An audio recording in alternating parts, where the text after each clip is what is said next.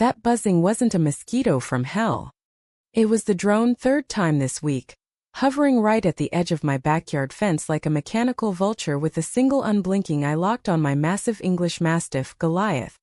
They figured I'd get used to it, that the constant mechanical whine would just fade into the background hum of Sterling Grove Estates. They were dead wrong. Down in the corner of my oversized lot, the last legacy property the developers couldn't bulldoze, Goliath didn't even lift his massive head from the patch of clover I'd let grow wild. 200 pounds of pure Mastiff muscle.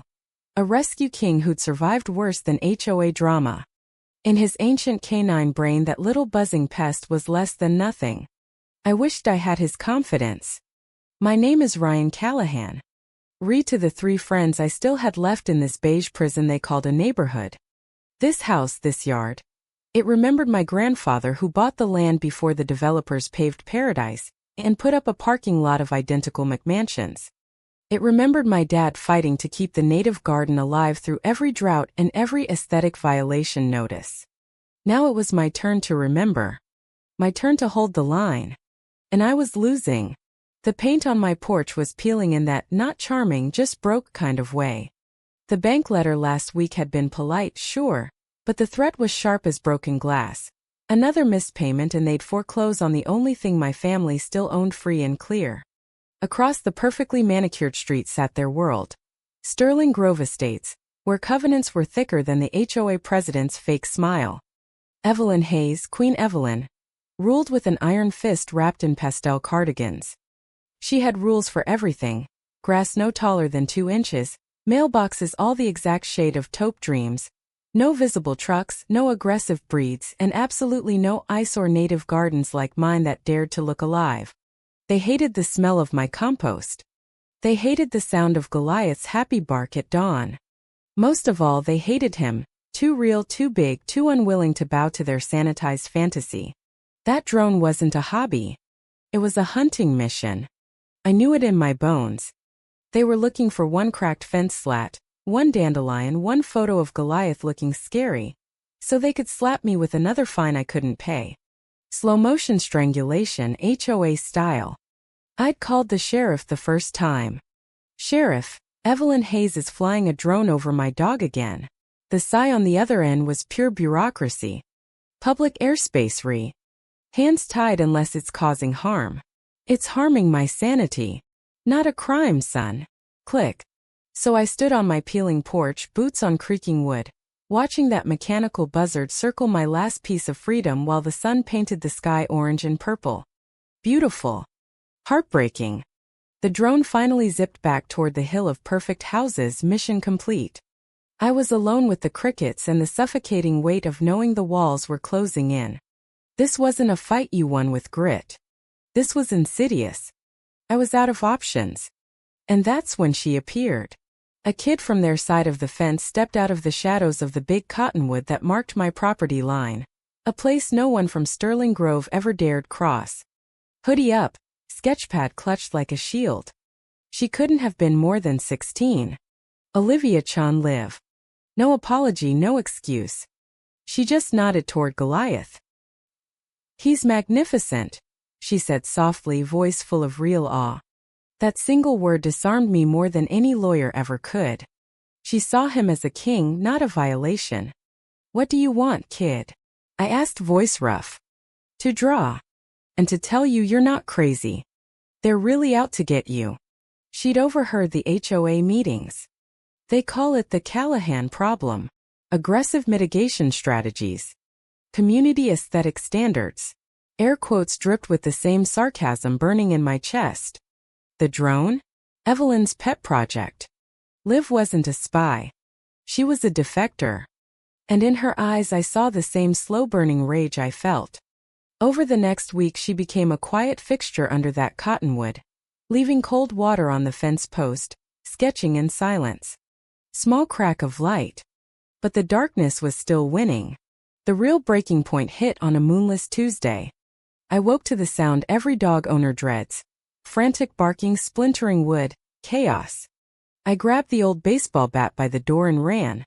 The backyard fence lay in pieces. Goliath was fine, but 3 neighbor complaints were already lighting up my phone. Sheriff's truck rolled up at sunrise. Got another noise complaint, Ree. Your dog was out on the street. Because someone cut my fence. I snapped, pointing at the fresh sabotage. He wiped his brow with practiced exhaustion. Look, all I have is concerned citizens saying your dog's a public hazard. One more incident and animal control gets involved. They'll evaluate if he's safe for the community. The threat hung there. Take my dog, destroy what's left of my life. He drove off in a cloud of dust and despair. I was staring at the broken fence when Liv found me. They're not stopping, she said quietly. No, I answered hollow. Not until they bury me. She looked at the sterile lights of Sterling Grove glowing on the hill. Then we stop them first. We need proof. Their own eye in the sky, except on our side. She pulled up a photo of a GoPro. Strap it to Goliath. He goes where he wants. He sees everything. If anyone's sneaking around at night, who better to catch them? The idea was insane. Strap a camera to a half-ton mastiff and hope he catches criminals? My old ways, quiet endurance, weren't working. All right, kid, I said. Let's do it. That evening we harnessed the GoPro to Goliath's collar. Red light blinked on. Silent witness in the dark. The first 2 nights were boring. Grainy footage of grass and the occasional raccoon. I sat up nursing coffee, jumping at every shadow. On the 3rd night, past midnight, a faint light flickered on the live feed. A figure creeping along the tree line with a small flashlight. Deliberate. Confident. Heading straight for Goliath's outdoor water station, the big trough I kept filled for him. My blood ran cold. This wasn't mischief anymore. The man on screen was Darren Finch, Evelyn's favorite community compliance officer. Tactical pants, HOA windbreaker, smug face lit from below. He set the flashlight down, pulled a dark canister from his jacket, unscrewed the cap. The camera caught the glint of liquid as he tipped it toward the water. A cruel little smile. Then he looked up. Right into the GoPro lens. His face filled the frame, pure realization. Goliath's low rumble started in his chest. The ground shook. He coiled, lowered his massive head, and launched like a freight train. 200 pounds of righteous fury exploded across the yard. The feed turned into thunderous chaos. Grass blurring, fence posts whipping past, Darren's scream thin and ragged. He dropped the canister, turned to run, but you don't outrun Goliath on his own turf. The dog didn't even bite. He shoulder-checked a heavy trash bin instead, sending it skidding into Darren's legs. The man tripped, sprawled in the mud, expensive pants ripping on a nail as he scrambled over the fence half-dressed and humiliated. Silence. Goliath shook his head, steam rising from his nostrils, and calmly walked back to the center of the yard like nothing happened. Liv and I sprinted outside, found the canister still leaking its chemical stink. Back at the kitchen table we replayed the footage, full screen, full volume. Every second undeniable. Trespass, poison, face, crime, chase. We had him cold, committing a felony. I thought that was the end. Silver bullet. Walk into the sheriff's office, justice served. I was wrong. In their world, proof is just inconvenient paperwork. My hands weren't shaking from fear anymore. They were shaking from pure, distilled rage. I drove into town with the windows down, SD card and sealed Ziploc canister, riding shotgun like evidence from a bad movie. Sheriff Brody was buried in paperwork. I dropped everything on his desk with a satisfying thud. He was on my property trying to poison my dog, Brody. It's all on camera. He watched the video, face unreadable. Then he leaned back and sighed the sigh of a man who'd rather be anywhere else. Shaky footage, dark. Jury might say he was lost. Lost with industrial pesticide aimed at my dog's water? I almost shouted. He picked up the canister like it was radioactive. No chain of custody. His lawyer would eat this alive. I'll open a file. Look into it when I can. Translation. Evelyn's property taxes and campaign donations spoke louder than my evidence. The system I grew up believing in was a joke. I left the canister on his desk and walked out without another word. The drive home felt like a funeral procession. Liv was waiting on the porch. One look at my face and she knew. "So the law isn't interested in the law," she said, voice steel underneath. "It's over, kid. They won." "No," she cut in, stepping in front of me, blocking the view of those perfect glowing houses. "They're using a system you can't beat. So we moved the fight to our field." She held up my phone, the video file still open. "We don't go to the sheriff. We go to the internet. Let the people be the jury." My gut recoiled. Airing my life for strangers to pick apart? Against every fiber of my being. But Liv was right. They'd already been telling my story for months with their drones and whispers. Time I told it myself. "Do it," I said. She disappeared inside with her laptop. An hour later she came back out. Posted. Title: HOA Enforcer Tries Poisoning Dog. Gets Hunted by Goliath GoPro. We called it the Goliath Protocol. We sat in silence. 10 minutes. Then her phone pinged. Then another. Then a digital avalanche. Views spinning like a slot machine, 1,000, 5,000, 20,000. Comments flooded in. "This is attempted murder. Go Goliath. Someone find that poor guy." My dead phone started exploding, cousins, strangers, reporters. By sunrise the video had 1 million views. My quiet little house was trending nationwide. The first news van crept down my street like a cautious shark. Then another. My driveway became a satellite dish parking lot. Microphones in my face every time I stepped outside. I'd become a prisoner on my own land. Evelyn didn't stay quiet long. Her counterattack arrived via slick courier, thick cream envelope from some Denver law firm. Cease and desist. Malicious defamation, invasion of privacy. Remove the video or face a lawsuit that would bankrupt me. Same afternoon she appeared on national news in her pristine white living room. Hair perfect, voice dripping, practice sorrow.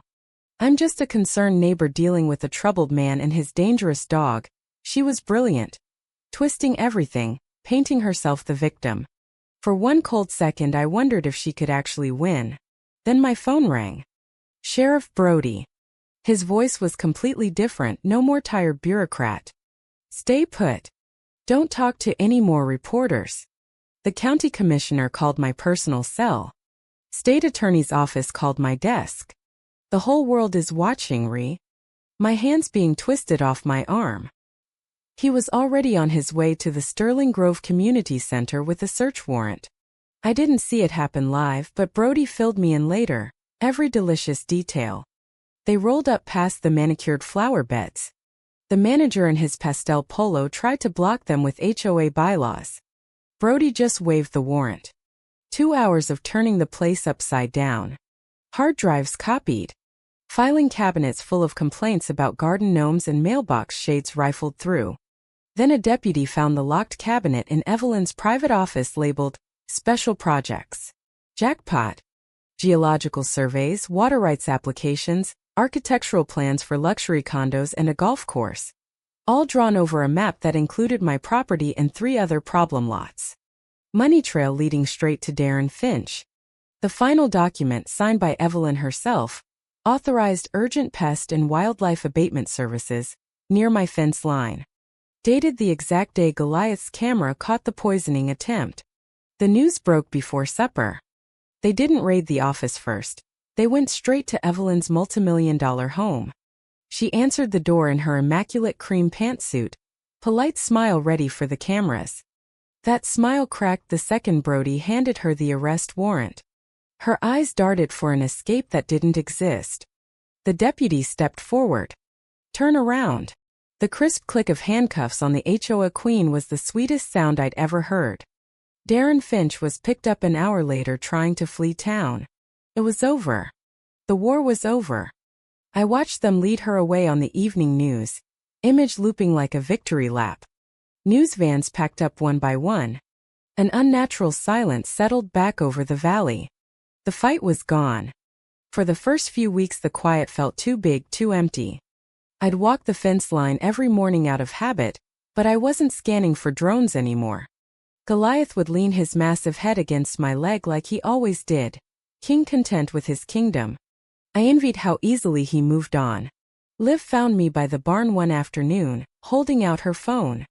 You should see this GoFundMe page she'd started the day the video exploded.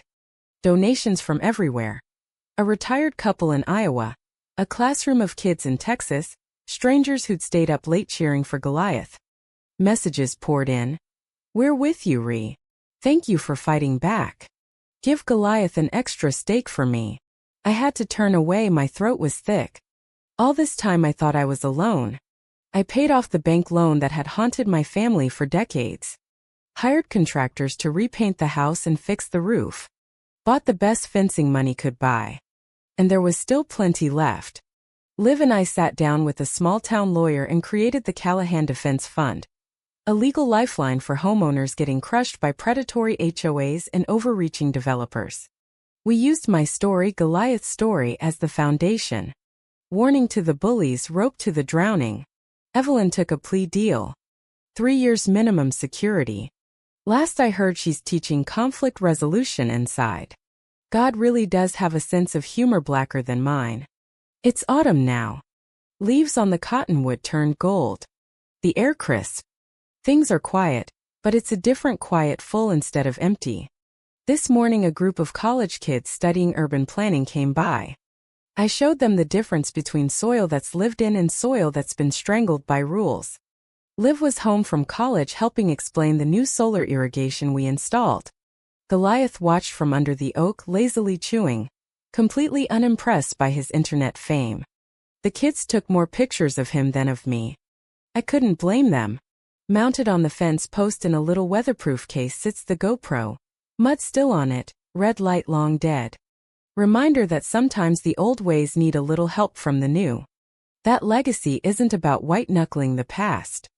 It's about building a bridge to a future where people can actually live. The sun dipped low, casting long shadows the same way it did the night this all started. But tonight there was no drone, no fear. Just the low hum of peace. My peace. The land still remembered my grandfather. It still carried my father's hard work. Now it was making new memories. Our memories. And for the first time in years I knew in my bones the best ones were still to come. So tell me, when a homeowner fights back against endless rules, spying and outright sabotage, who's really the villain here? The guy who just wanted to keep his dog in his garden? Or the community leaders, who'd poison both to protect their perfect little kingdom? You decide. Because next time your HOA sends a drone or a fine, remember Goliath. He's still out there. Watching.